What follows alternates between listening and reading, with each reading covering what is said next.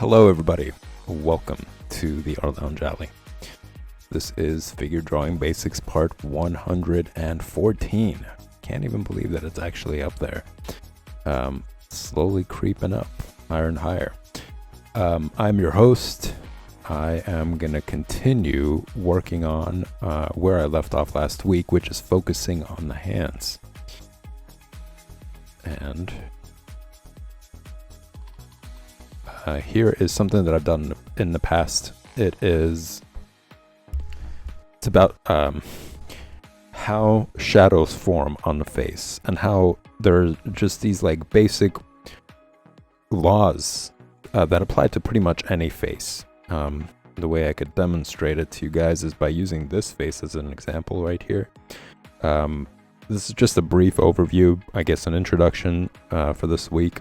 But after this quick overview and explaining to you guys, especially if you guys are new to the stream, what you're seeing right here. Let me see if the previous page... Yeah, I guess this page would give you an even better understanding of it. So it's just how the light hits the face and where shadows start to form. So this is going to be, this is like a small example, just telling you where the light source is. So in this case, the light is directly on the face. That's why you could see that the shadows aren't really that extreme. They're very subtle. It's kind of on a quieter side in comparison to this, for example, which is very contrasted. One side is incredibly light, the other side is really dark.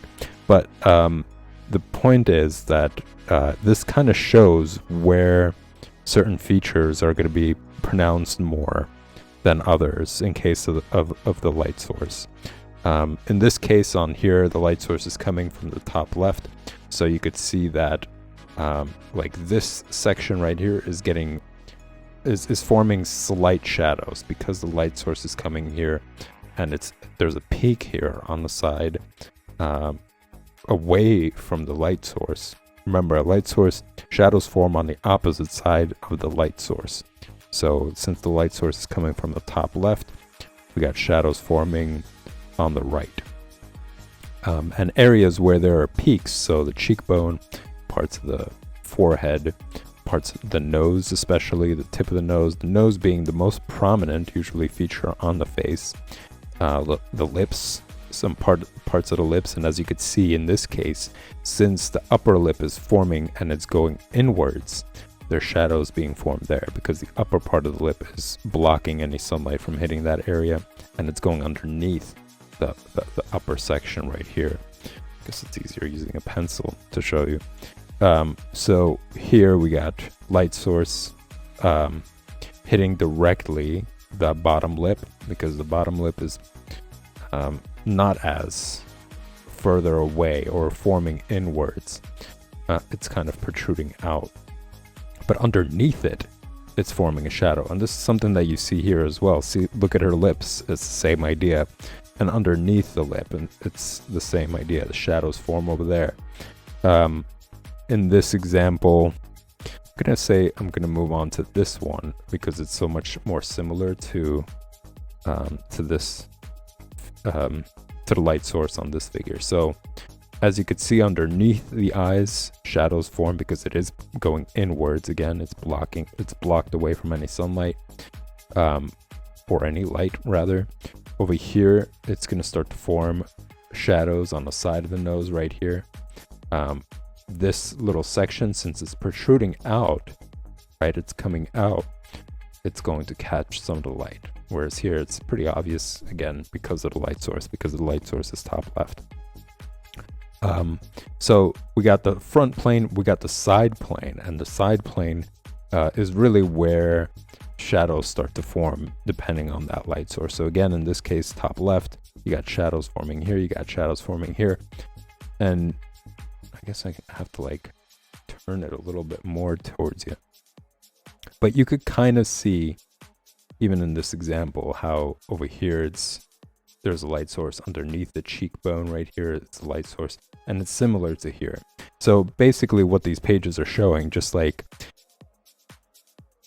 these laws basically that apply to any type of face. So as you can see, it's not exactly the same type of face, but how the light forms around these face features is pretty similar, as I mentioned, underneath the lip itself, underneath the nose, on the side of the nose. I'm going to show here. That's also another one that's really common. Within the eye sockets, that's another one. Underneath the chin, again, because it's kind of creating this like, I want to say awning, right? Let's just say it's like an awning, and underneath that awning, there's going to be shadows that are formed. So the chin plays kind of that same role. It's like an awning for your neck, and there's like shadows that are being formed underneath. So all these laws basically apply to any sort of face. It's going to vary slightly, right, depending on the shape.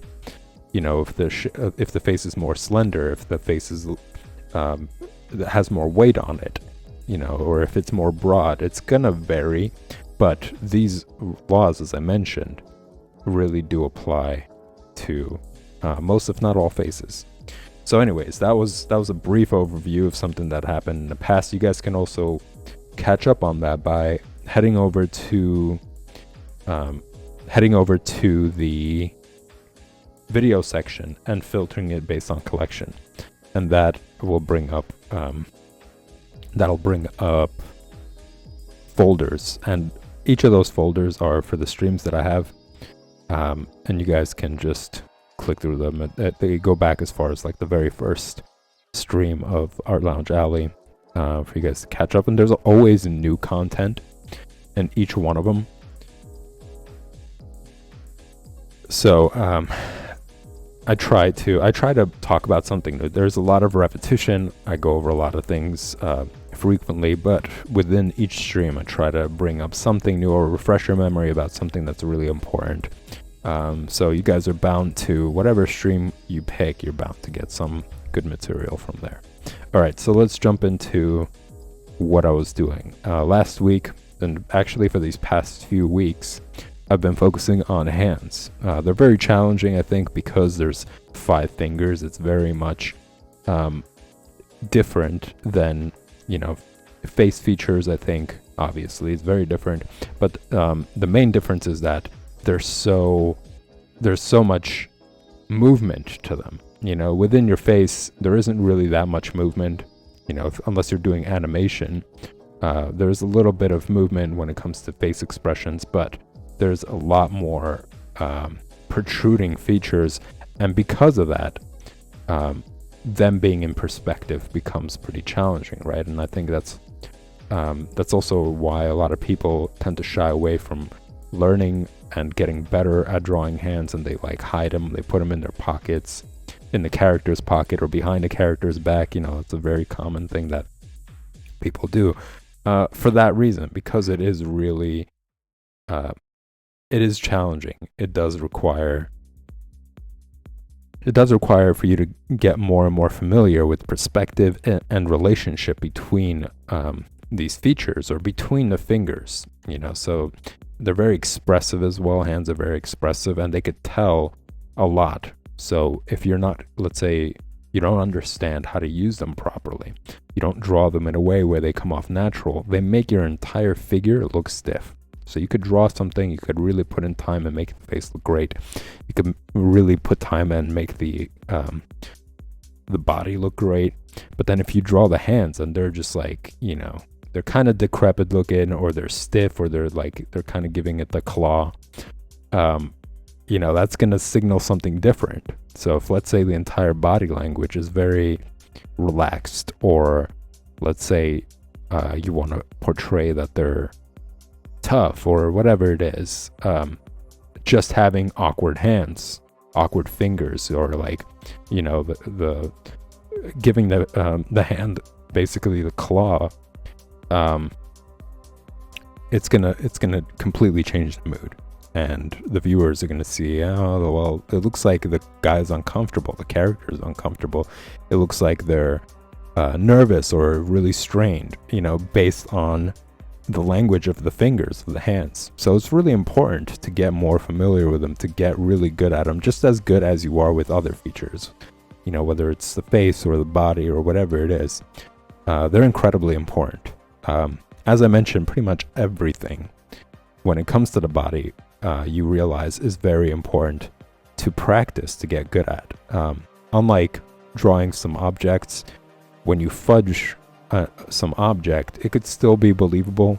You know, if you, let's say you sit and you draw the shoe, and there are certain things you could fudge and you could miss, and might be a little bit off in comparison to the actual model or what you're working from, and that's going to be fine. You're still going to see a shoe, you're still going to notice the detail, and it's going to look believable. But if you do that with the face, or if you do that with the body in general, let's say you like draw one eye and it's higher or lower than the other one, or if you, like I mentioned, draw the hands differently in some way, it's going to immediately break the drawing. You know, there's no going around that. That's what really makes a good drawing.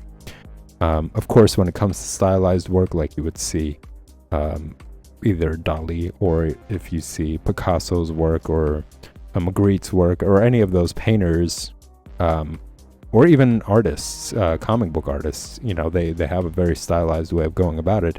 Even they practiced anatomy and drawing, and got really, really good, got a solid understanding foundation, so they could play around with it and still have it look believable, and still have it look professional, you know, very skilled. Their line work is confident, their expression is confident, and it doesn't signal, I don't know how to draw these things, I'm just trying my best.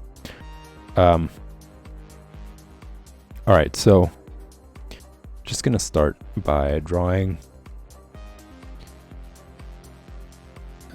I'm trying to utilize every single part. This is one of the reasons why I went back to this page, because there's so much free space on it. You know, I thought, let me just utilize it. I'm going to start a new sketchbook soon, and I want to get in the habit of drawing all over the page, not missing anything. So I'm going to start out here, as I usually do. Big shape, to give myself some parameters to work with. But going back real quick, you know, talking about all this stuff, it shouldn't deter you from drawing anyways. Like, even though things might not look great, they might look off, the process requires you to like fail and see where you failed, where it looks bad, in order for you to know, okay, I have to correct it, or I have to look out for this next time I draw it, you know. So it's really important to just get comfortable being in that state. Get comfortable with like not doing great, so that way you can keep pushing yourself to improve, you know, instead of being shackled by the results and being like, oh no, I'm not good and this isn't turning out well, and yada yada yada, and really getting your mind stuck in that zone. Whereas if you realize and you know, like, hey, you know, this is just how it goes. When I was learning to read, I didn't know how to pronounce words, and I sounded like, you know, I had no idea what I was doing. But eventually, because I stuck to it and because I was doing all these different exercises, I was able to overcome that and become really good at reading. You know, same thing with writing. So you just, if you remember that, it's going to make the process more enjoyable. You're not going to be shackled by bad results. But my point was before was, you know, don't fool yourself. Don't pretend as if though things look great, knowing that, you know, you still could push it further. You could push it to the next level. You can get it even better than it is. I think it's just like healthy to find that middle ground. You know, try to find that middle ground. Enjoy the results that you do have from your drawing. You know, it doesn't have to look incredibly professional, but at the same time know that there's plenty of room for you to improve and grow and get better. You know, don't I think sometimes, including myself, people fall in love with their work, and that prevents them from really admitting to themselves that they have more to do, more to... Whoops. I added this like extra finger here. That's wrong. Yeah, just know that you could really learn and get even better. Because even advanced artists, there's always room to get good, to improve and learn. And through that, I think people come up with like even more interesting results, even more interesting ideas, because they're just constantly trying to see like, well, how can I level up now? Like, what else can I do? So it's a really healthy zone, finding the middle ground, not being self-deprecating, but not being overly comfortable, where you're just like, that's it, I've reached my peak. And it's an example that I gave before. There were people that I came across when I was like going to like drawing classes, where you like draw from like a model. And I remember I overheard this one person just saying, "Oh, I don't know what to do anymore. I painted, like I don't know what else there is for me to draw." And then when you look at the work, there was a lot of places where they could have improved. And I think part of it has to do with being scared of ruining what they've accomplished. Like, it wasn't bad. It wasn't a bad drawing or painting. It wasn't a bad painting. It's just you could tell that there was plenty to work on. And I think because they were so precious about it, and they were just like, oh, this is the best results that I've seen in a while, I don't want to ruin it. Like, just want to leave it as it is, to just kind of enjoy that. I think that's what happened there. Granted, of course, there could be just not knowing where to go further, but I think more cases than not, it's people kind of just falling in love with their work and really wanting to have that be like the highlight.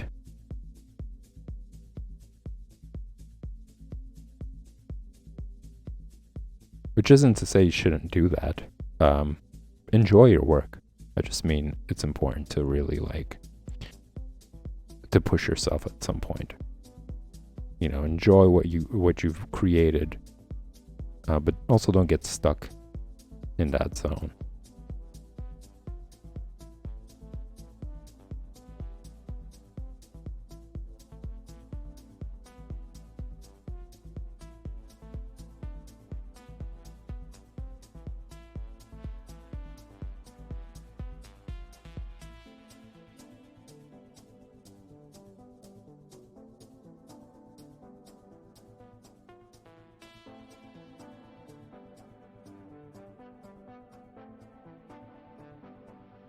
Alright, I'm not going to spend too much time on this one.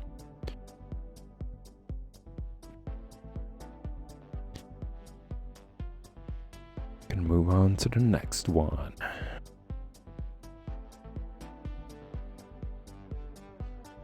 I'm using big shapes again.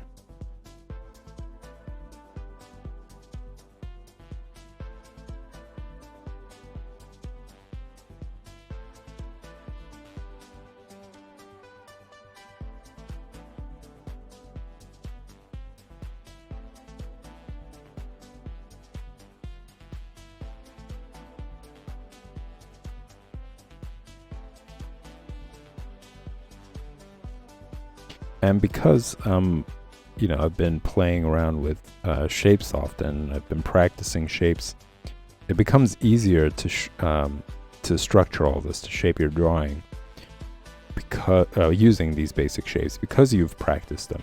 You've done it over and over and over again, so it's easier to just immediately jump to using a cylinder shape, for example, or circle, or, you know, having to practice all those shapes because they're so vital, because they're present in pretty much all, if not, well, if not all of the features for the body and the face, and a lot of other things as well, just objects that you'll find. You could see that in their most simple form, they're these shapes, either the cylinder shape or the block form or whatever it is. And I think it's actually interesting. Next time you go out, you know, pay attention, or if you're, let's say if you're, you know, Ubering somewhere, or you're in public transportation, you got a window to look out,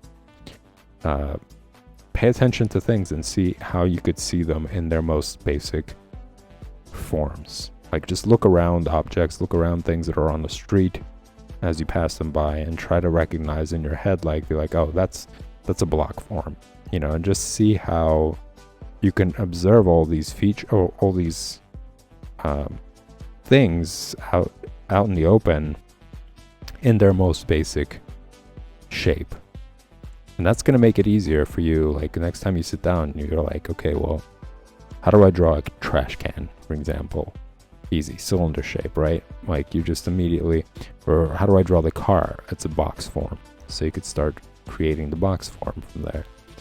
And practicing all those things make it easier for you to work with them.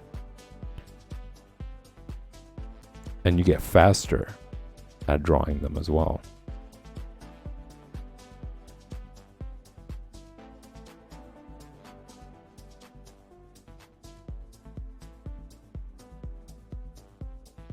So here, as you saw, I just started out with like the circle for the palm area. And then from that circle, I just kind of added cylinder shapes, like really thin cylinder shapes.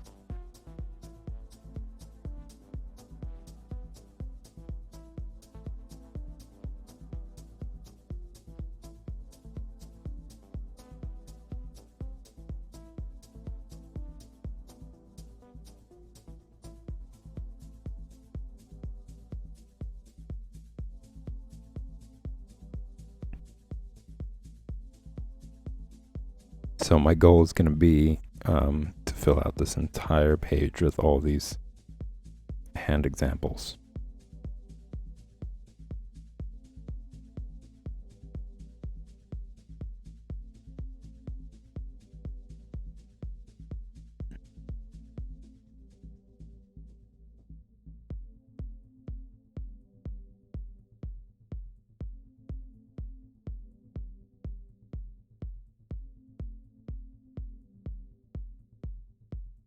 Something I saw actually today from somebody who is relatively good. You know, they know what they're doing, it seems, except when it came to drawing the hands. Like, the entire image looked pretty good, but the way that the person was holding the object, like they were holding something like this, it indicated, and this is where I'm getting to, it indicated that the amount of folds there are to the fingers was 4 instead of 3, which is really weird, and I'll show you guys what I mean. So the first fold is going to be halfway, right where the knuckles are, right here. Second fold is the top fingers, because they can't fold. Like, I don't know if there are any there are people who are like, I think, double jointed and they're able to do just the top part. Anyways, first fold is that.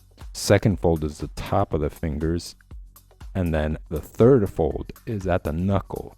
It's not right here. And I think a lot of people, when they're drawing it, they get confused by that.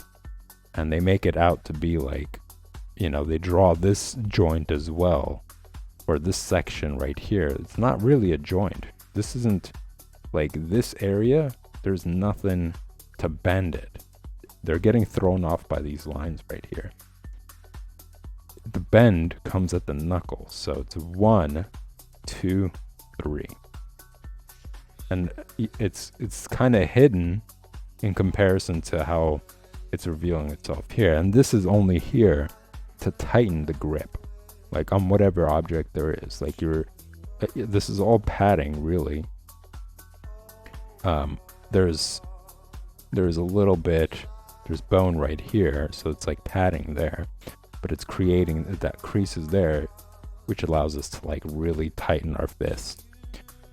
So I think a lot of people just don't get that, and they just create 4 sections going around. It's just something that we don't understand when it comes down to drawing. Visually, we get it, right? We look at things, we understand them, but when it comes to actually drawing them out, it's a whole different language. So people get confused by that stuff, and even really, well, like really advanced intermediates, I'm gonna say, make that mistake.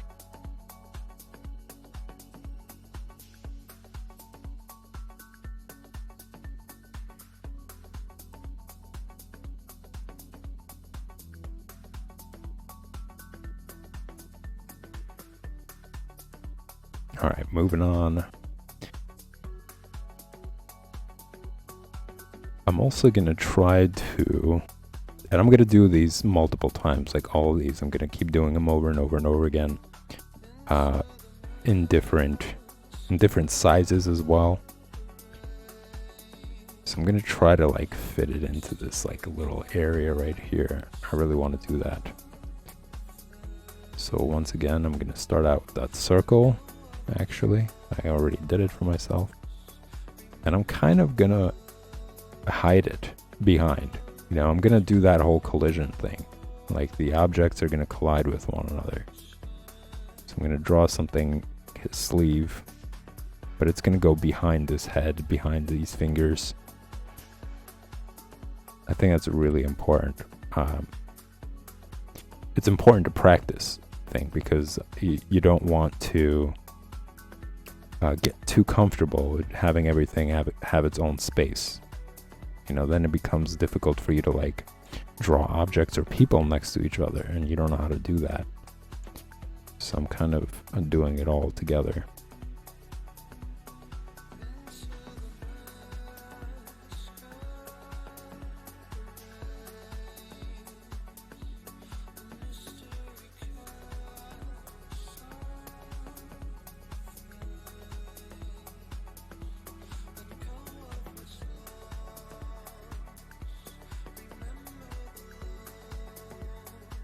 This isn't turning out good. He's holding a stick, so I'm gonna draw through. See this right here? These are supposed to be where the fingers are, but I'm drawing through them to make sure that it is consistent.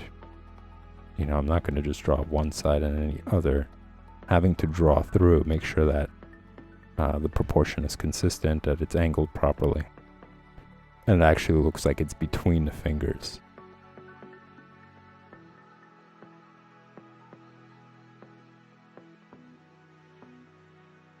And a lot of this stuff is placeholders. That's why I often say draw lightly, because then it allows you to like move things around. If things don't look good, you can easily just shift things, and no big deal.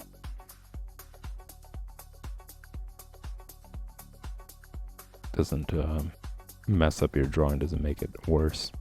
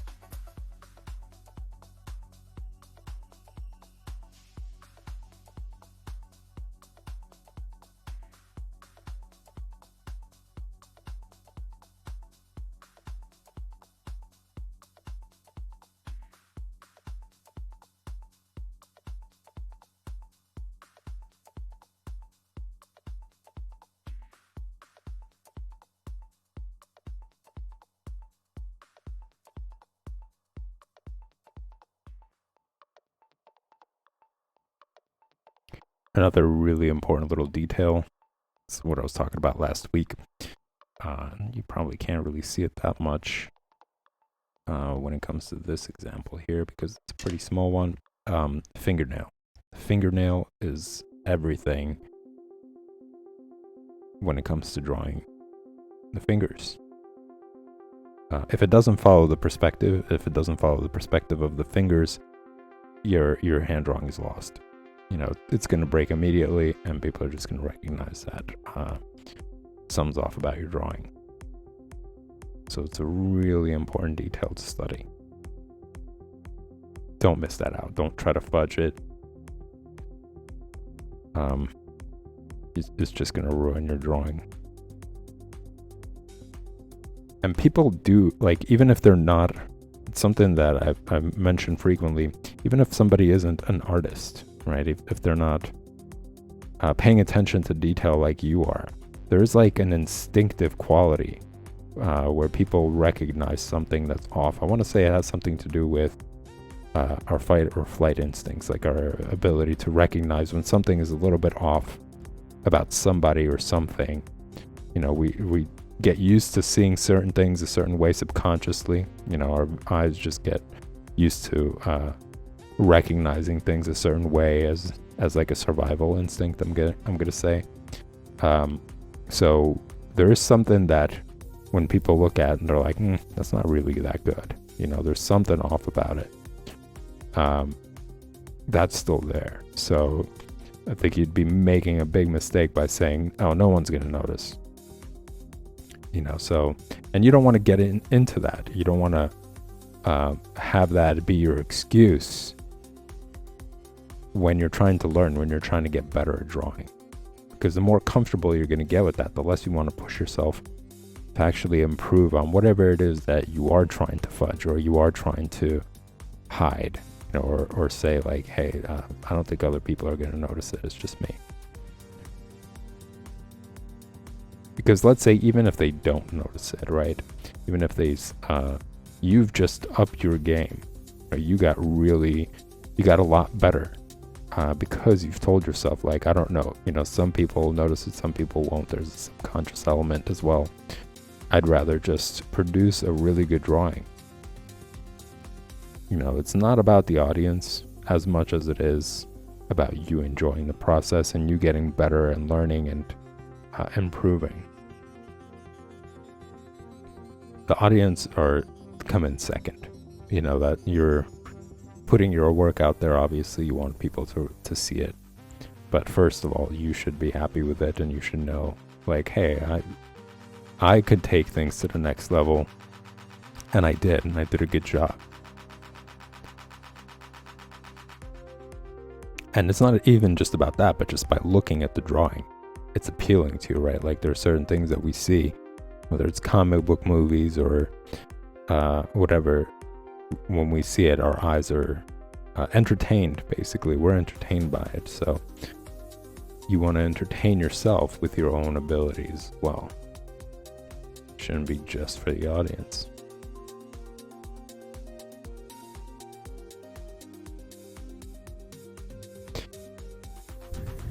All right, so that kind of fit in there. Can define it just a little bit for the sake of what I was mentioning earlier, collision between objects.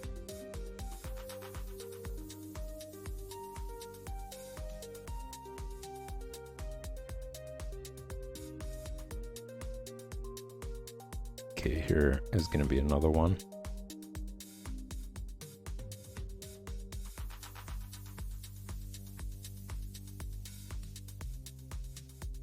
Using big shapes.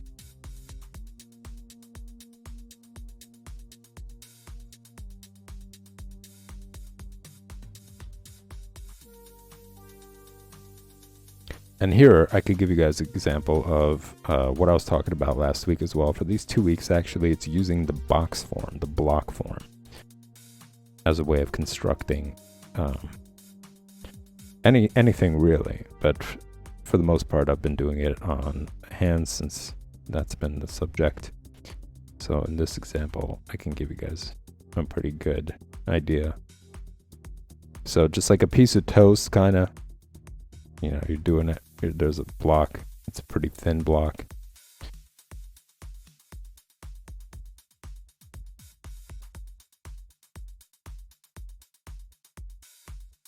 Gonna add the thumb here, which is basically the cylinder shape.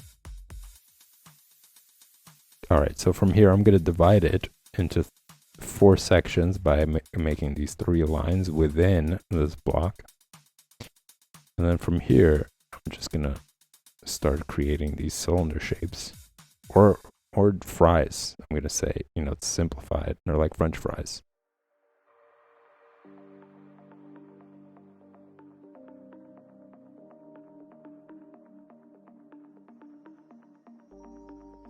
Going to create the line for the direction, because again, if you look at your own hand as well, it's not just all the knuckles don't line up straight, all the fingers don't line up straight.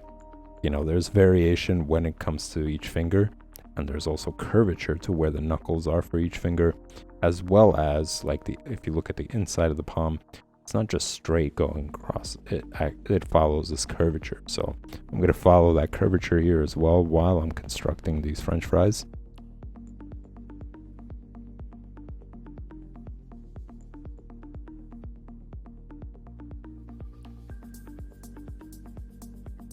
The middle finger being the longest finger for most people, I'm gonna say. Sometimes the ring finger might be a competition. In this case, in my case, I'm gonna say the index finger is slightly longer.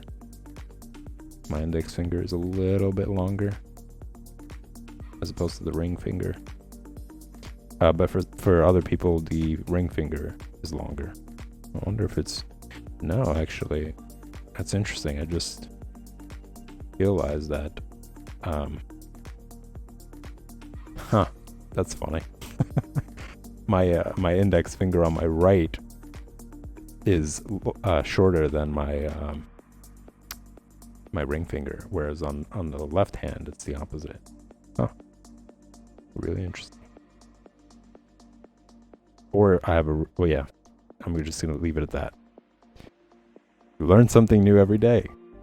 But pay attention to your own fingers. Take a look and see if for you it might be both are the same. Or you might have the same thing as I currently discovered. One is longer than the other.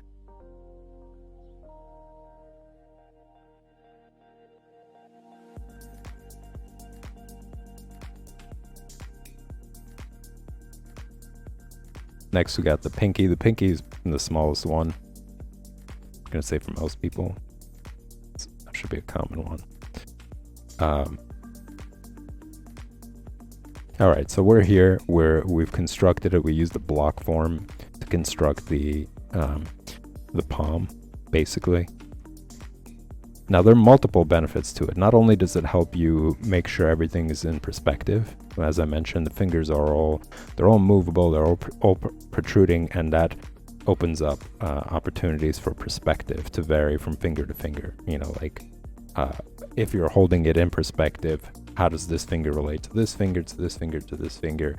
You know, in this case, the same idea. There's like so much going on over there, unlike other features, I'm going to say, where it's not as dynamic. You know, that drastic change isn't as dynamic. For example, on the face, the most protruding element is your nose. So the things that would really change in perspective would depend on face expressions. And, you know, that's more, I want to say, folds on the face. You know, when you're smiling, there's folds on the cheeks and how that's moving things up.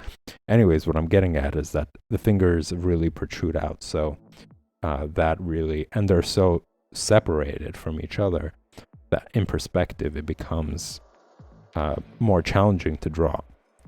So this block form really allows you to construct it in ways that makes it a little bit more simplified, a little bit easier to picture and to work from, to build from. So, all right, we got the French fries up here. Now I'm going to take a little bit of time to, as I mentioned, distinguish the knuckles. There is curvature to them. And there's 3 parts to the upper part. Remember, there's this section, this section, and this section. And it's still 3 when it comes to, excuse me, when it comes to folding, even though it looks pretty deceptive.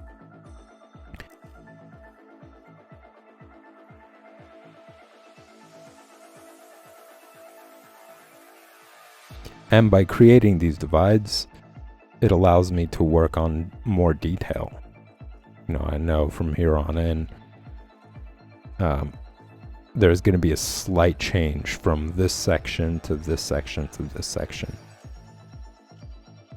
Also, as I mentioned, it really helps with fingernails, because now this is like the side of the finger in perspective. This is the top of the finger, and the nail isn't going to be like shifted to the side like that. It's going to be on the surface part of the area, and this block form allows you to see it in that perspective, so your drawing is going to look less wonky.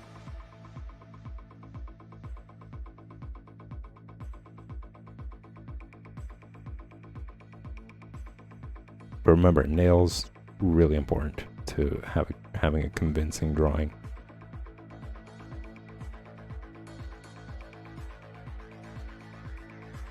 And here you guys see the full three-step process, or I'm going to say 4-step process. Whereas before I just kind of went from big shapes to eventually defining those big shapes to look like fingers. Whereas here you guys saw it from beginning to end.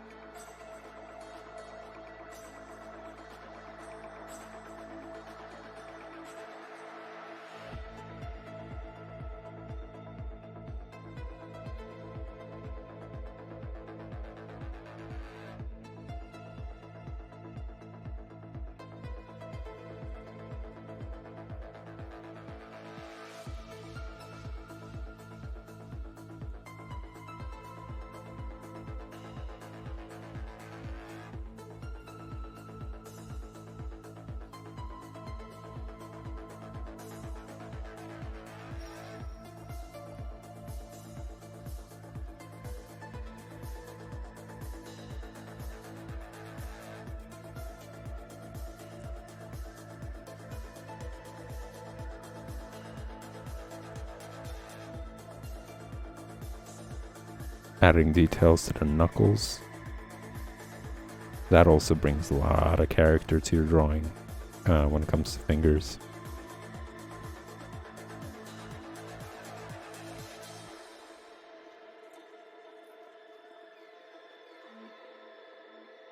And now I feel better about pressing harder because everything's been pretty defined. I'm happy with the placement. The perspective seems right, so I feel good about pressing harder to give the hand more definition.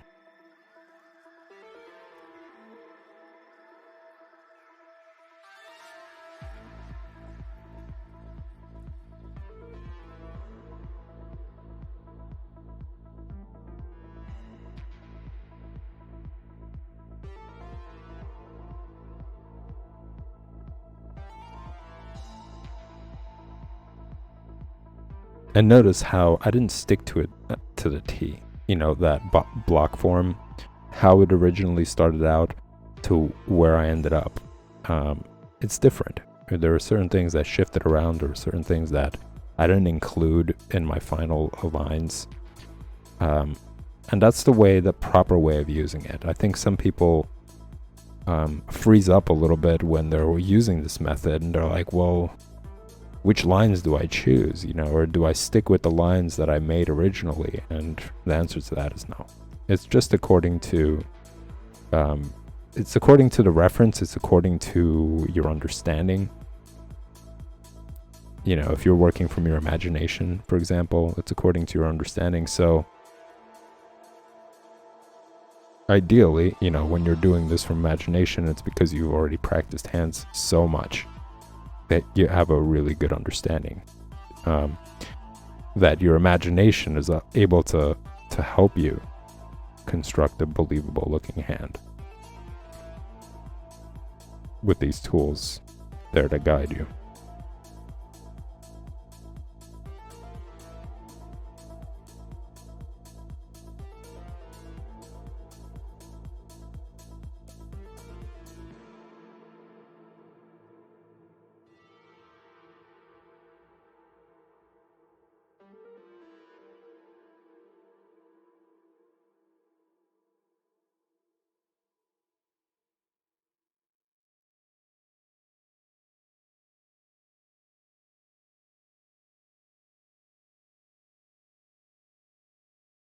So now that I have this definition, I'm going to go ahead and erase this stuff. I'm going to erase these little details that I no longer need.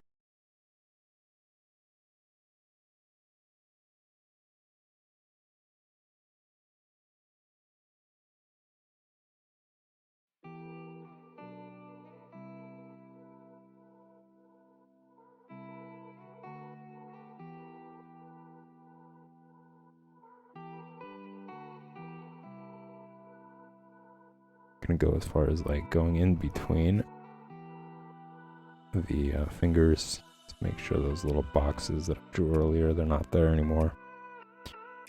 And that should give you a pretty good result. Go back and fix it a little bit.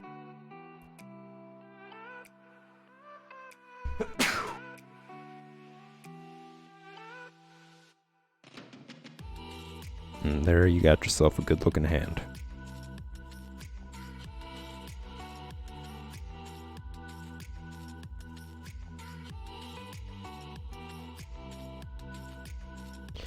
So it is slowly coming to a close for tonight with figure drawing basics, y'all. Of course, I'm going to be back tomorrow for more hand examples. If you guys got any questions, post them in chat. Talk about your process. Talk about what you're currently working on that's showing you some challenge. You know, whatever it is. This isn't pretty anonymous. Nobody really knows who you are. So if you got any questions, if you feel a little bit shy, it's a great opportunity to get some perspective and some pointers on what you could do to improve. It doesn't even have to be necessarily related to drawing. It could be pretty much about anything. I'd be glad to give you guys some perspective.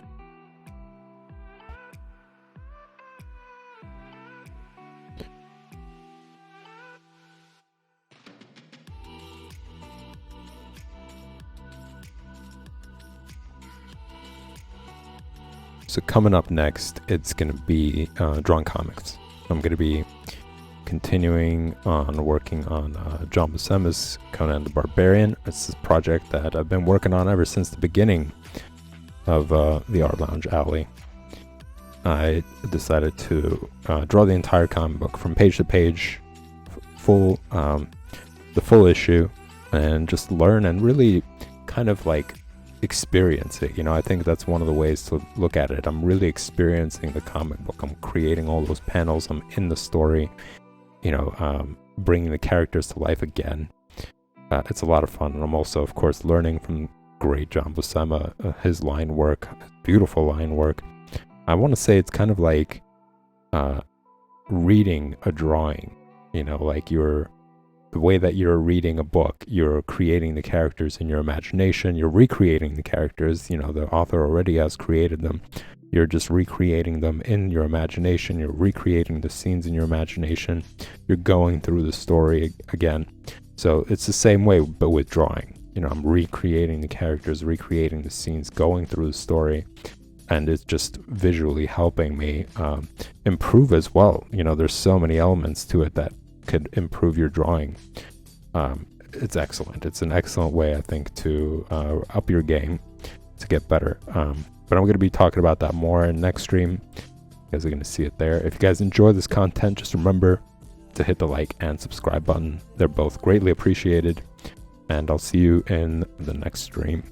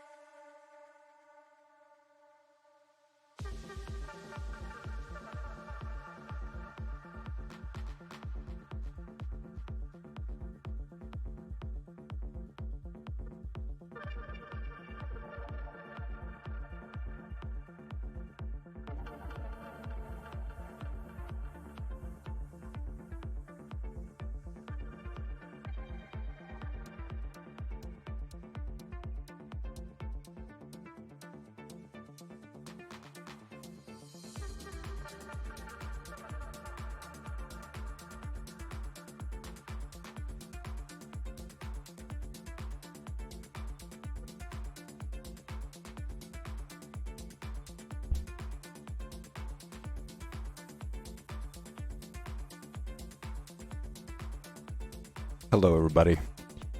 Welcome to another week of Art Lounge Alley. This is Drawing Comics. It's Conan part 44. And here is where I left off last time. I'm pretty excited about this because I'm starting pages, or panels rather, that I haven't worked on before.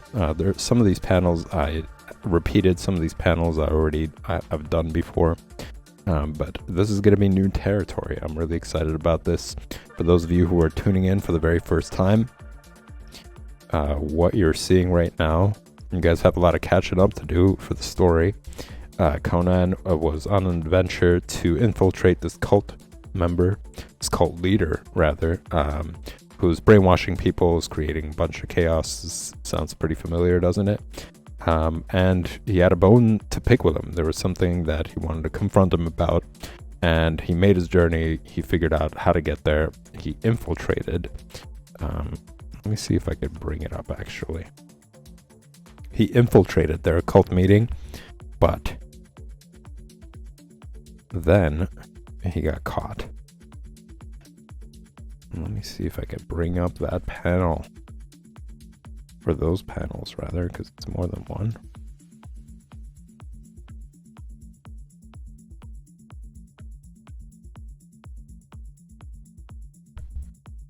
Or it could be in my other sketchbook. In my old sketchbook. Let me see how far this goes.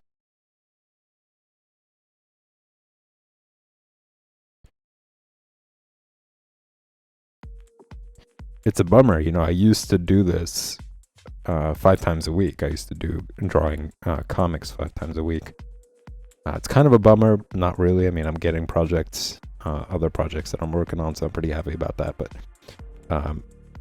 I do love doing this. This is a lot of fun. I'm having a blast every time I stream.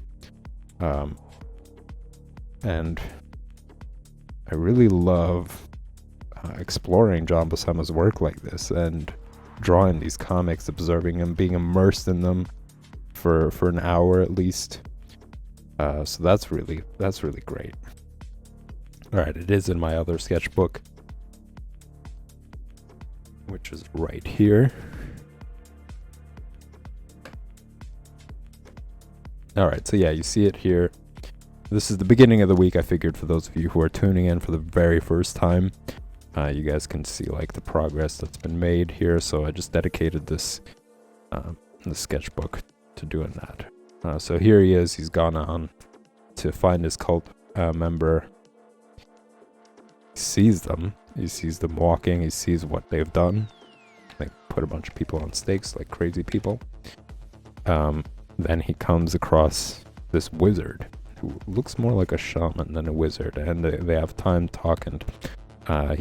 They discuss this cult member. He's directed towards their camp. He disguises himself as one of them, and he infiltrates their meeting.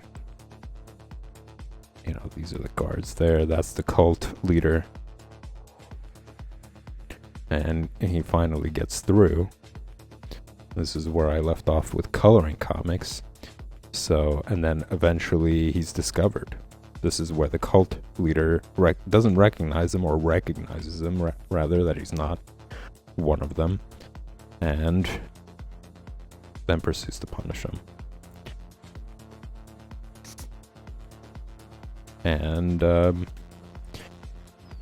his punishment was to be crucified on this old tree, as you could see over here. But to his luck, as he's crucified, waiting for his death, basically, that's looming right over his head, he sees at a distance a figure coming close to him, and it's his friend. He ends up rescuing him. And here he's brought back down. He's taken down from the tree that he was crucified, and he's brought back to the wizard. And it seems like he's dying. So his friend asks the wizard to revive him. And next chapter that you see is in this book here, where the wizard does some magic and brings back Conan, which is... Where is it? Somewhere here.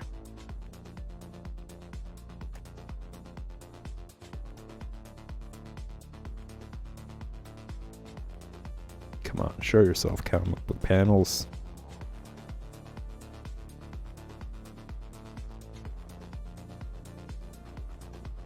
Some of these drawings are absolutely awful. I'm still not over how bad they are. Okay, so here it is. He does some magic work, revives them, and then they go out on a journey together this time to find this cult member. And here we are. This is the panel right here. They're climbing through, they're traversing through all sorts of terrain, climbing mountains, going through caves, trying to find this cult leader again, and this time together deal with it. Oh, we got Jarn in chat. Hey Jarn, welcome back. I think last time you might have been here for figure drawing. I don't remember, but whatever it is, welcome to Drawing Comics. If you guys have never heard of John Buscema before, if this is your first time ever seeing his work, I highly encourage you guys to check out this short flick that I created. It's in the video section. If you filter the video section based on collection, you'll see folders there. And one of them is going to be special intros. And in there, you guys can check out the very first stream of Drawing Comics, where you'll see the short flick about John Buscema. It's 5 minutes. It's not too long, but it gives you guys a brief overview of his life. You know, how he came to like drawing comics, at what age, where he studied, and eventually becoming an illustrator at Marvel.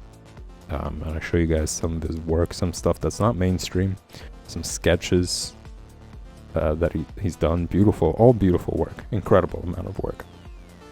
So it's a nice little overview with some cool images for you guys to get more familiar with his work, his huge body of work, and his big contribution towards pretty much all the Marvel characters.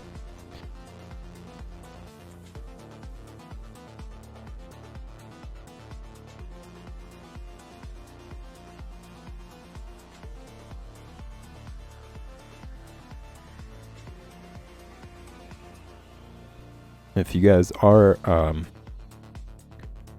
learning how to draw, if you're intermediate, I highly encourage you guys to pick a favorite comic book and draw from it. There's so many benefits to it, and this is something that I talk about often, but I figured, again, it's the beginning of the week, why not do a little overview, a little refresh our memory about it. So yeah, it's just, there's a lot to it. You're practicing, first of all, anatomy, right? You're figuring out how to draw the body and all sorts of perspectives, also, or all sorts of angles, which is really important. You don't want your comic book to be predictable with the same angles, same camera shots, the body posing the same way. You want to bring as much diversity as possible, and the best way to learn it is from the comic books that have already been created, where that was absolutely necessary for them to be interesting, for viewers to get excited about it. So you're there, you're practicing that, you're practicing anatomy, you're also practicing face expressions, right? How to draw the face with all the different emotions and how that affects the face features, etc. You're practicing angles, you're practicing shading, you're practicing backgrounds. You're practicing how to tell a story from panel to panel. You're practicing how to draw figures next to each other. So there's so much that's there for you. You don't have to worry about any of this stuff when you're drawing from comics. I think a lot of times people get put off when it comes to practicing because they're like, I don't know what to draw. Like, I don't know what to do. So this kind of takes care of it for you. Like, it's right there for you. All that stuff at your disposal. All you got to do is just sit down and dedicate yourself. That's one of the reasons why I'm also doing it. You know, it's an excellent way. I don't have to worry about content. You know, it's right here for me. I know what I need to practice.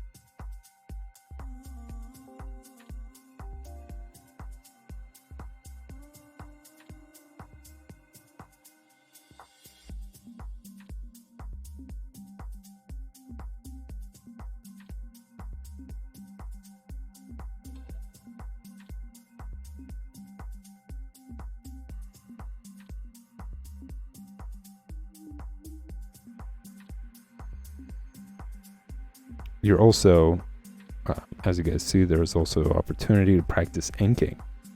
You have to ink these things at some point. You also have to color them. So all of this is at your disposal.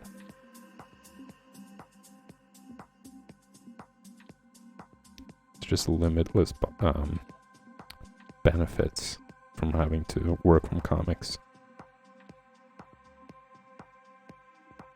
And this is something that I'm doing on my free time, basically. In other instances, I think it's also important to practice from imagination. And this kind of like readies you for that. It's a warm-up. You know, you're getting the juices flowing, basically.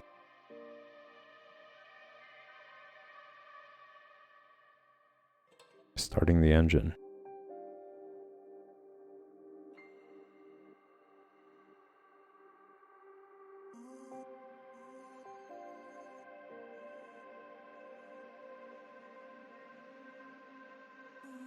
Because when it comes down to it, like eventually you're gonna have to do, you're gonna have to work on a comic book, and it could be very intimidating if it's gonna be your very first comic book. You're gonna be like, where do I start? You know, what do I do?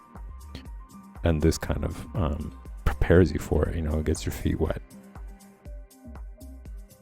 You're gonna know, okay, it's important to first draw out the panels, you know, to make sure that it fits properly.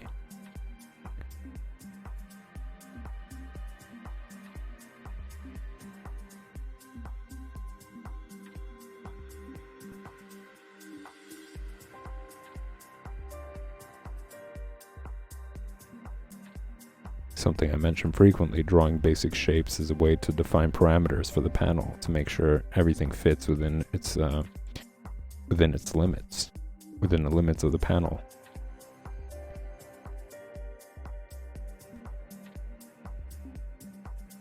So it really helps prepare you for those big projects that you'll eventually be working on.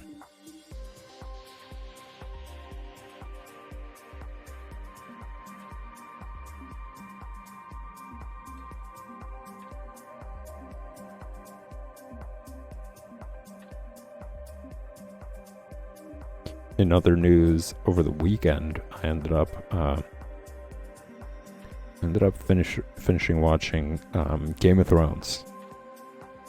And I did watch it all the way through. So, spoiler alert for those of you who haven't seen it, who are waiting to see it, know that from this point on, I'm going to be talking about pretty much everything that went on over there. I highly encourage you guys to watch it if you haven't. It's such an amazing show. So well done all around. Cinematography, acting, props, costumes, story, everything.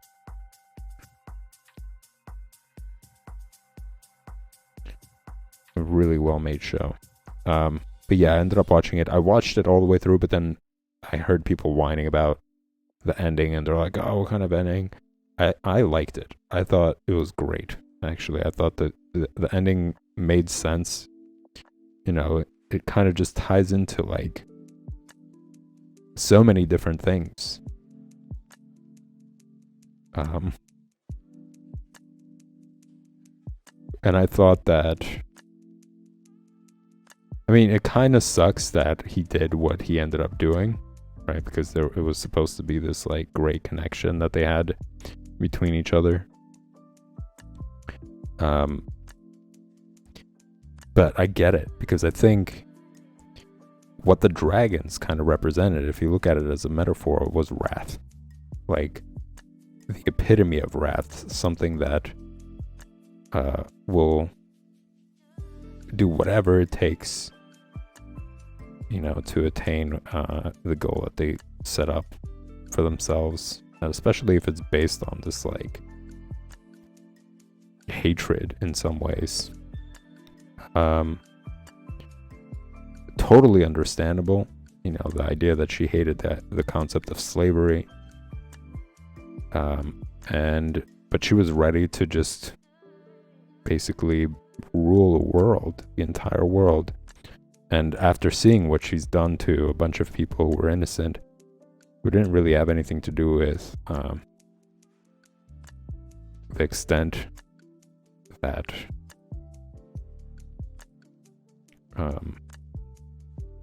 Daenerys took things, the mother of dragons, and how pissed she was at the fact that her babies were basically killed one by one.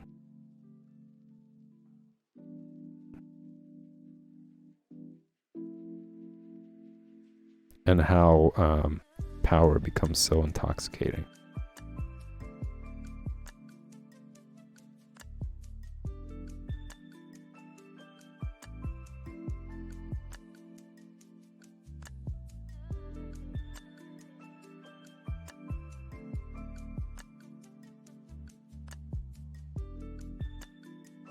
And how it all kind of just like, it really did tie into the idea of like morality. The idea, the show is called Game of Thrones, where people are just like pursuing power, basically, the lust for power and trying to attain it, and so on and so forth. But the ending was just like, well, this is a little crazy, like the extent that people will go and what they'll do to attain it, so the final decision after everything that has went down really boils down to this idea of like morality, like where are things going to go?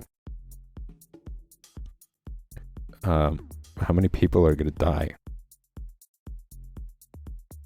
For what reason, for what cause, and do they actually deserve it?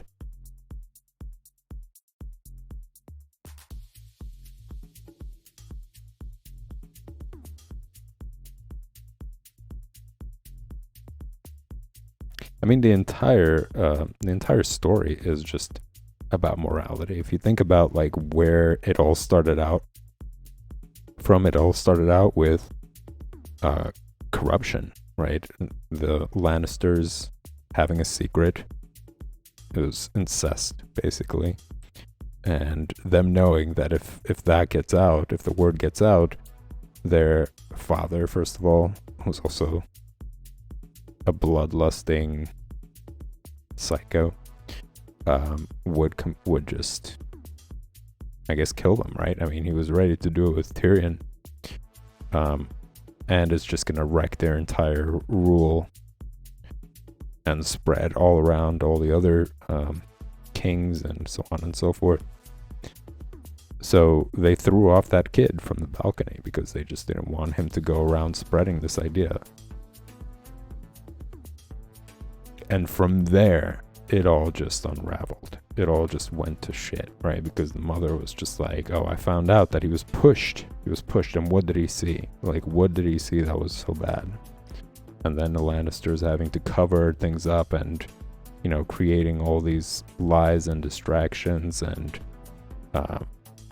wars, creating all these wars to make sure that they're not overthrown in some way.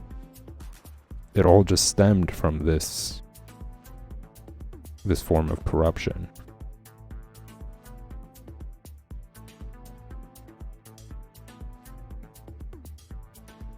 And how that one mistake that really is obviously terrible because of like, well, first of all, it's gross. It's super gross. Second of all, they're creating like, they created Joffrey. It was like a complete psychopath, like literally the definition of a psychopath.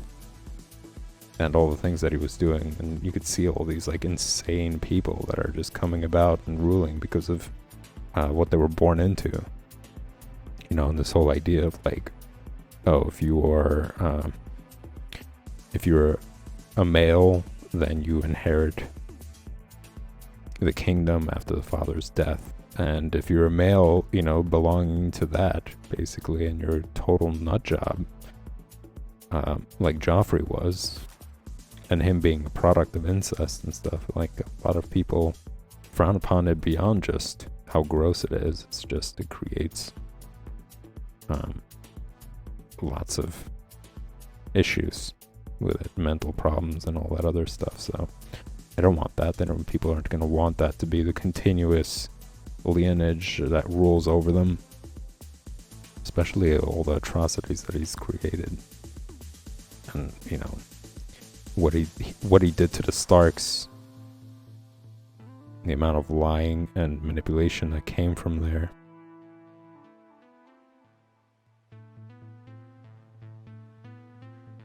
And perfect example of a brat, basically, right? It's just this nasty person who doesn't want to take responsibility for anything, ever. Even if they're caught red-handed, never wanting to take responsibility for it and doing whatever they can to escape it. If they have to murder people, if they have to, throw off a kid off a balcony to do it, if they have to put people's heads on stakes also that they could avoid any sort of responsibility.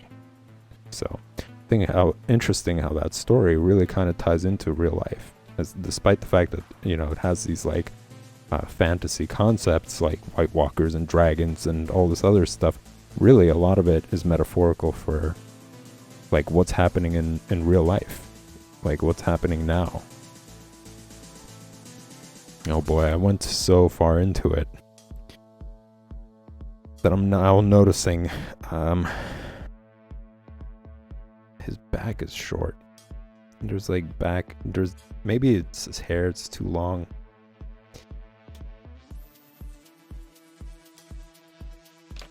But even still, I think it's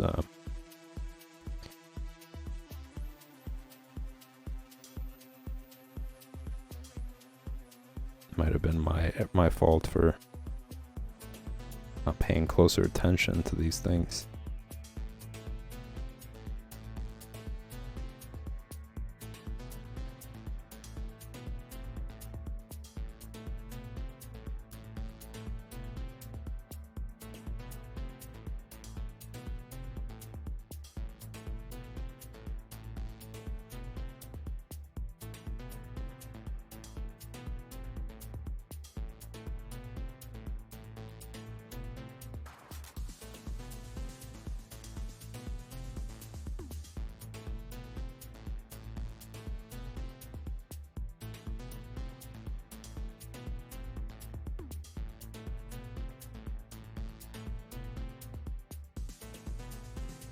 And yeah, I think it's close to reality. It's very close to reality, and just this idea of how people, I'm sure in history, have always done the same thing. They just try to avoid responsibility for things that they've done that they know is atrocious and crazy. But rather than having to own up for it and do something about it to change it, they just continue riding the wave until their final demise.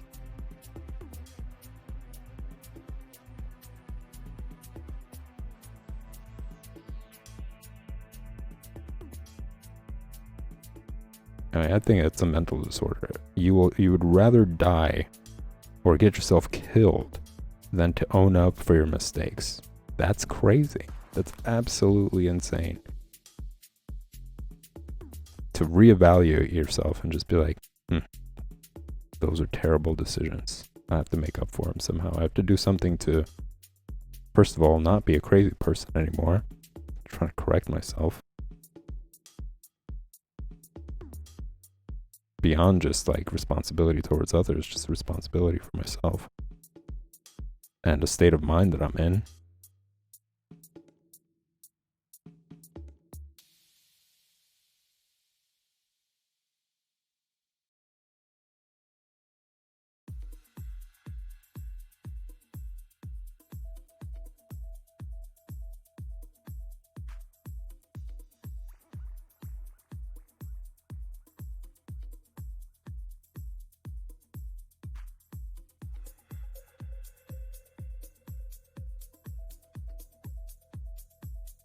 But yeah, I really enjoyed it. I enjoyed the ending. I thought it was great.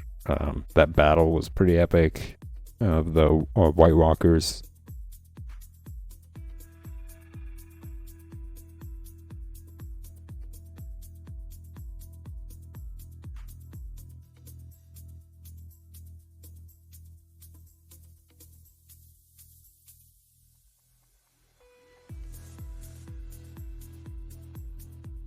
And I'm sure there's like metaphor for them as well. You know, there's guess it really depends on how you like to see it. Of course, the most obvious one is that they represent winter, the idea of winter and how brutal it could be, and what kind of catastrophes come from it.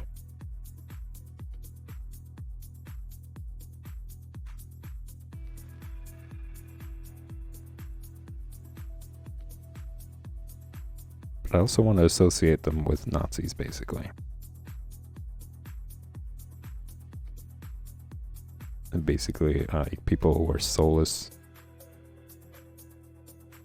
They're just full of hate, right? Like, they're just completely fueled by hate. No rationality, no reasoning, nothing.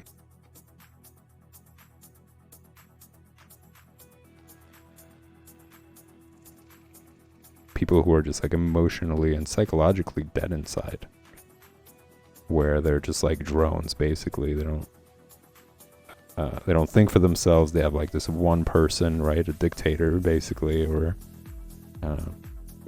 in the case that of the ending, there were like multiple, but there was this like main guy, and when he got destroyed, the rest of them crumbled. So I want to say it's very similar to this idea.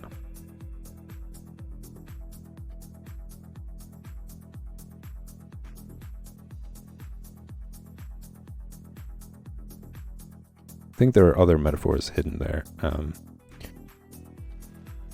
I just haven't really thought about it beyond that. Like, that's the one that immediately came to me. Or the way I perceived it. I don't know if that's intentionally how it's supposed to be perceived as, but just kind of considering all those things, it sounds very close to that.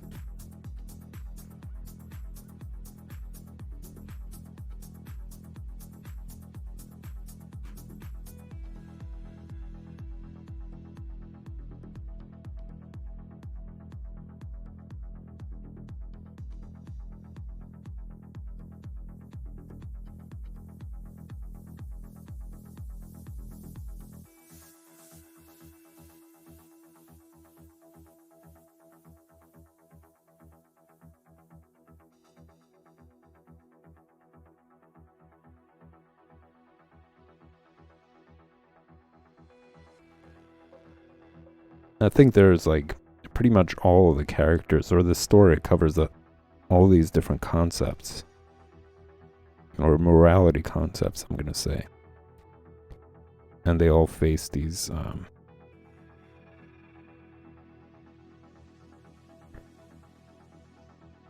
things, like Jon Snow losing that Ingrid, the wildling, I guess. I think she was a wildling. No, she wasn't the wildling. She was something else. I forget what they were called. But yeah, just having to realize that it was this kid. I'm going to say maybe it was, or she was a wildling, because that kid who ended up like shooting an arrow through her hated wildlings for raiding his family and causing all that insane shit that happened.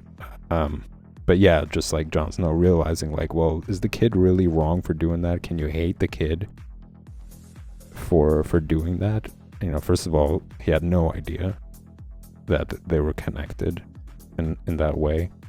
Second of all, that was like the group that killed his parents, and he actually saw her, you know, shoot a bow and like off somebody in his village. So he can't just be like, you know, form of racism. Like, he actually saw that particular person committing all that atrocity.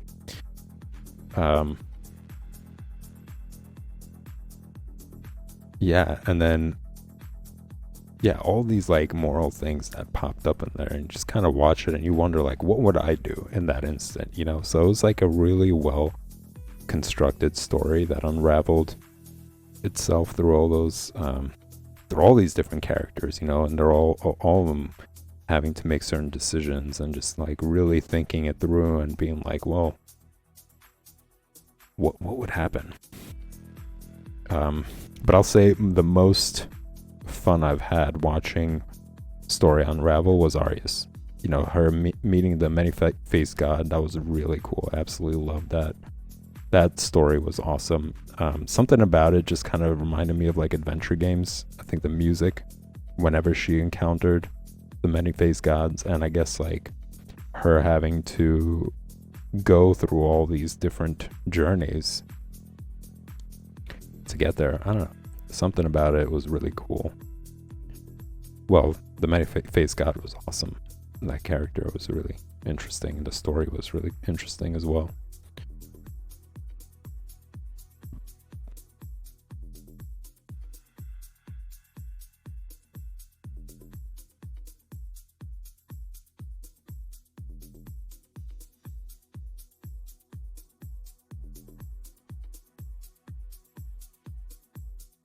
So for people who are just like, I'm not watching Game of Thrones, you're missing out so much. There's like so much interesting stuff.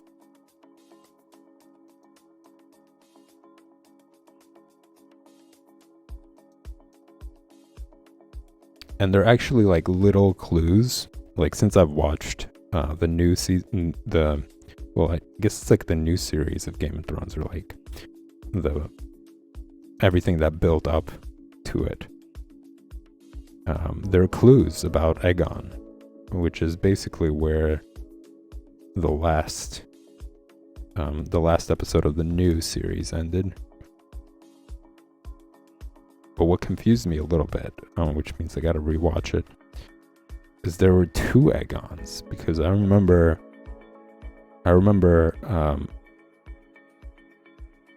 the Targaryens, right? They were Targaryen.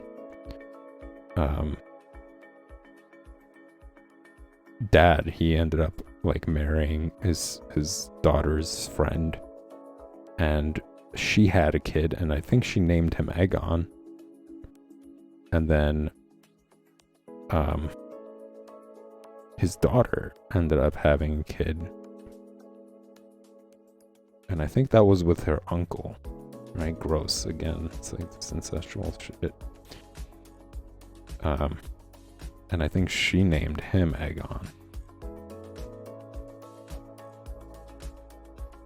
And I think that's who it probably is about. Like, there are little hints throughout Game of Thrones talking about Aegon, and the throne itself is Aegon's throne.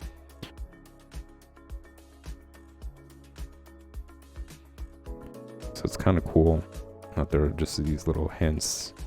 There's a point where that little girl that gets burnt at the stake by the witch.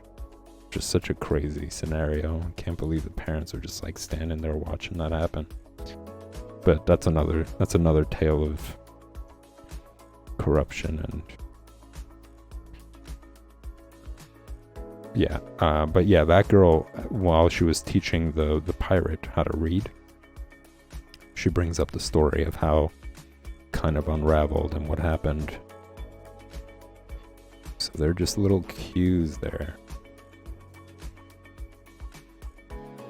which is fun. It's fun to like watch the series all over again, and knowing what happens in the new series kind of makes it a whole new experience. You know, you're reflecting back on that a little bit.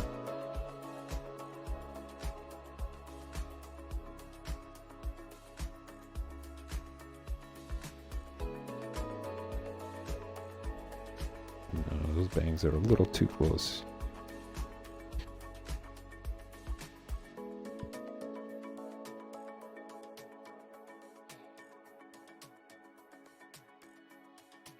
This is one of those instances where tiny little lines make a huge, huge difference.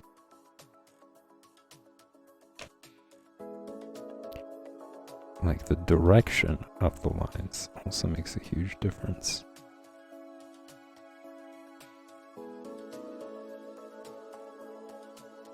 I don't want to give it, like, it looks like he has lipstick on. I'm kind of trying to avoid that. But because I've gone over that line so many times, it just smudged. And because it's smudged, it makes it look like he has lipstick. No matter like how many times I correct it. Damn it.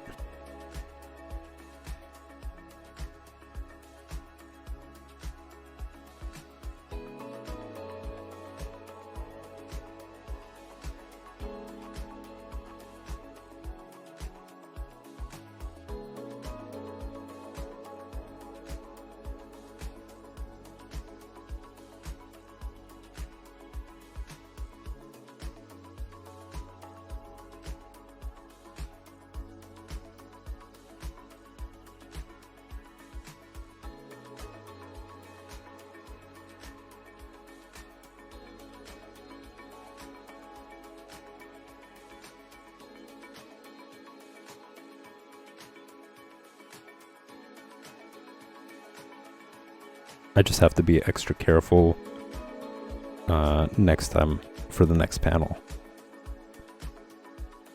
before going into it. I kind of rushed it. I felt really satisfied with how things ended up lining up, you know, with using all these basic shapes, and I was like, this looks pretty good. Let me just jump into detail.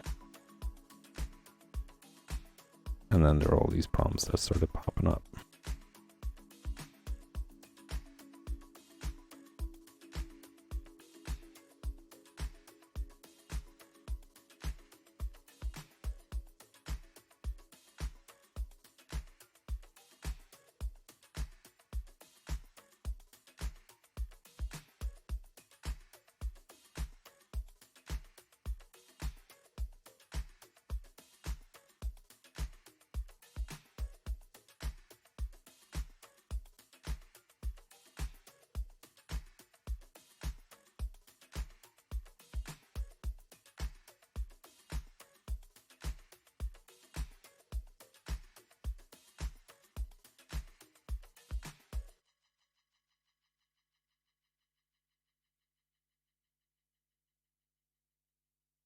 But I think, man,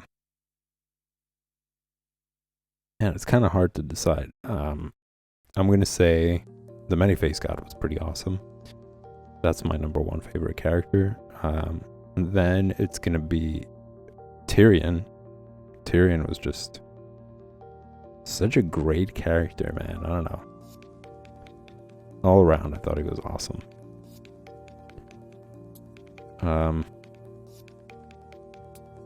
Even though he's a Lannister, right? But still, it doesn't matter. It's just about who he was. And that's kind of like what the struggle of it all was for him.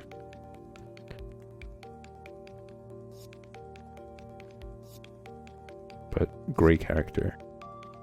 Absolutely loved it. I loved watching his the scenes with him. Great actor. Peter Dinklage, I believe his name is. Great actor. Did such a great job.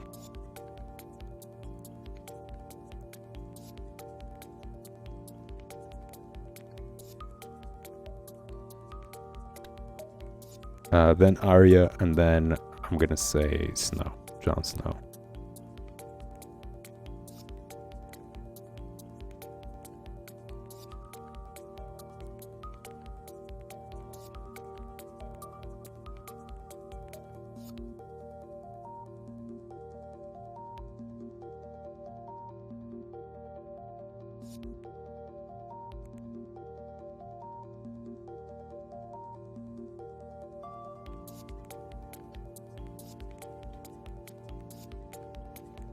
In other news, I've been moving away from all things meta. So like anything that's meta, I'm not using it. or I'm using it very, very minimally and just switching over to other social media platforms, because absolutely, like, I think that is like one of the most essential things that people can do right now. Considering, and this is something that I was talking about before and I absolutely knew it was heading in that direction, is like all these capitalist fascists trying to silence any sort of resistance towards their absolutely insane behavior. Like, and there's spite because they're being silenced, right? So because there's a lot of people who are just like calling them out for being crazy, and then their spite starts to pour into that stuff, and this guy's like enabling more fascists. Like right after he took over and he lifted all sorts of bans and shit, all this shit started to pour in. So I'm absolutely not supporting that. You know, I'm not supporting him, that's for sure. Another fascist, another Nazi lover. And that's one of the ways that we could all do. You know, just moving away from that and not supporting it if you are not one of them. You know, move on to social media, demand better social media that has much better monitoring. You know, for instance, they should not have any spam accounts, because that's what emboldens people to like create spam accounts, start flooding comments. Like basically whenever there's something that's wrong, they just start flooding with all sorts of spam to prevent any good comments from being at the top, silencing other comments by third-party apps. So like Meta and like Instagram, they're well known for allowing that. You know, and they don't really care to monitor that. There's like all sorts of third-party apps that allow people to do things like that. Harass people, bully people, like all that stuff, using fake accounts, bot accounts. I think there should be social media. Like, I'm not saying that all social media should have strict guidelines for it, but I think that there should be a couple of social media platforms that do. So for those who don't want that stuff, they can go to that platform and actually have like meaningful, progressive conversations, sharing ideas and such like that. But I think that's really essential. You know, they have their own platform. These Nazis have their own platform. They plot all sorts of stuff, spread all sorts of misinformation, which is another problem. Like Twitter now is allowing all sorts of misinformation about COVID, about other things as well. There's like all that stuff is not being monitored. So more gaslighting, more bullshit. And that's a huge problem. So we need social media platform that it champions that and really prevents misinformation. It's a place where people actually share facts and ideas, not hate and all this like bullshit. So I've been doing that. I've been switching over to other platforms. I refuse to contribute to that. I refuse to put more money in their pockets. I mean, what we really need to do is protest, like you're seeing in Iran. Like, they just recently, after like months of protesting, what's it been, like two months now that they've been protesting, they abolished the morality police, which has nothing to do with morality. Like, they're beating and killing people over stupid things. Like, how moral is that? It's just like another gaslighting tactic of like naming something morality, which allows them to do all sorts of corrupt stuff. And making other people feel as if though they're in the wrong because the morality police is after them. Like, get out of here.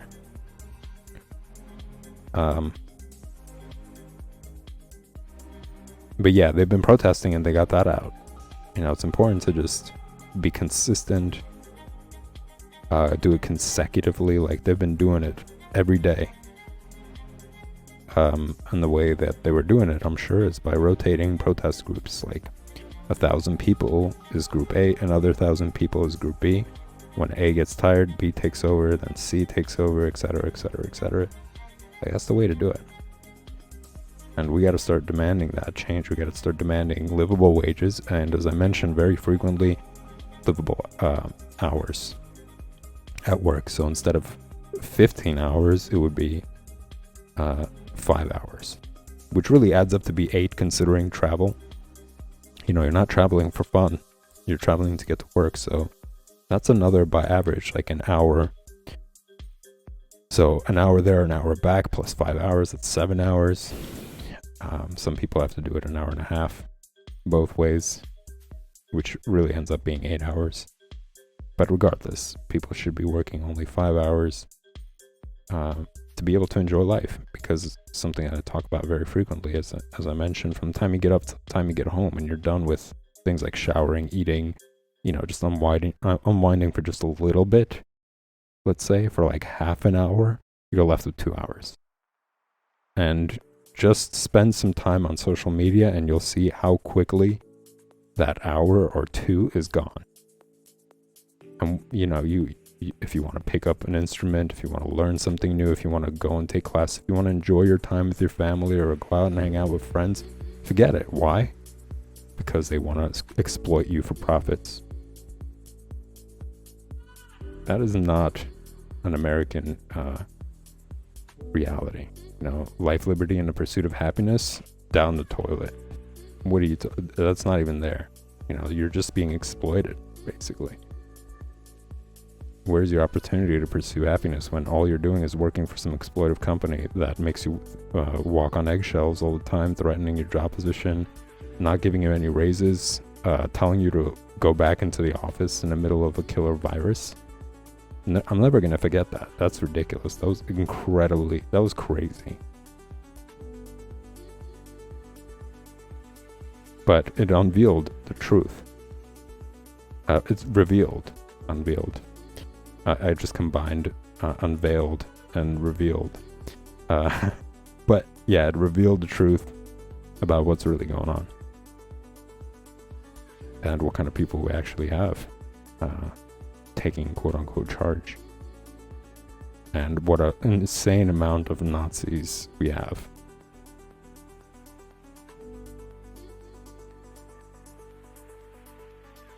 Huge problem.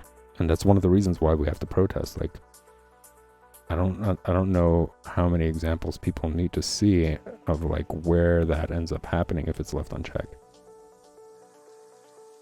And how crazy it gets. I think people are so comfortable that they just can't imagine what it's like until it happens. And then it becomes even harder to reverse. But anyways, one of the ways that I'm not contributing to that and resisting it is by absolutely not using any of the apps or services that are funded by people who enable all this stuff, like enabling like again, Netflix, the fact that they raised prices. What was there, a Netflix shortage? You know, the people suddenly say like, oh, you know, the satellite signal, yeah, we really have to up the price for that. It's a satellite signal. And they're getting millions of dollars. Like, think about it, right? $15 a month from all the people all over the world. It's not just in the States. Netflix is everywhere. So that company is racking in trillions of dollars, trillions per month, because you're paying per month. So every month, trillions of people are paying them $15, and they still had to up the price. That's not inflation, that's greed. That's corporate fascism. So I absolutely am not ever joining Netflix, ever. I don't care what's on there. There's plenty of other things around. not contributing a single penny to them, or any other company that does things like that or supports it. Stopped using Spotify. I don't use Spotify. I use Apple Music after that whole racist slurs coming from people on there, and then Spotify not doing anything about it or wanting to remove any of them information, the lies that are being spread through there, and the racism that's coming from there. They didn't care. They're just like, we just want our profits. And that's what continues to enable it. If nobody takes any action, if these platforms that are enabling that to continue, they're contributing towards the problem. They don't care. They want it to get as bad as it will. So I stopped doing that and not using that anymore. And I'm totally fine. You know, I'm not suffering at all here. I'm not like, oh my God, I really miss. No. In fact, I'm a lot happier knowing I'm not supporting that nasty business practice. If I find out a company's like backing corruption, I'm out. If they're funding Nazis, if they're funding greedy companies that are exploiting workers, you know, it's like there's a crazy amount of inflation and these companies still don't want to pay people. Now there's like that railroad strike thing that happened. People are like, look, it's a pandemic, people are going to get sick. We want paid sick leave. Like, we got to pay our bills. No. Even from Democrats. So, you know, something I was talking about before about Two Wings helping, supporting the body. Two Wings supporting the body and flapping away with her taxes. Meanwhile, these people who are making up the economy, literally, the railroad industry allows all this stuff to continue to flow through the economy. They don't care. Those people don't even deserve to have like sick leave, paid leave, or raises. Like, they barely probably gave them anything. So we got a lot of issues. And to wait on politicians to do it when this is their answer, you know, they're like, oh, vote, because we'll be the ones who champion, like, you know, the voices of the people. Vote for us. We vote them in to do it. They don't do anything about it. So we got to take it upon ourselves to start protesting, like I mentioned it. How it is in Iran, the way that they're protesting there, shutting down the economy, the way that they did it in 1800s. To attain 8 hours when work environments were 11 and child labor was like a common thing. They shut down the economy. They banded together, protested, and said, fuck your profits, man. Until you make this law, you're not seeing a penny. And what happened? It happened. You know, they shut down the economy, actually. It all collapsed because they weren't being met. And then eventually they had to enact it in order for things to get back to normal. Somewhat normal. So it's that time.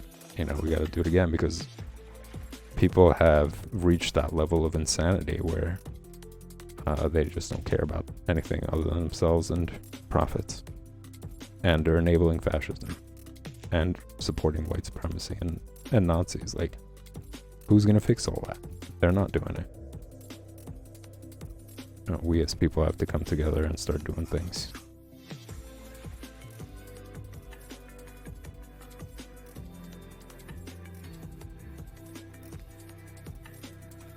I think a lot of people are just in denial about it, and they're hoping that, oh, well, the government's gonna do something, these politicians are... No. Nope.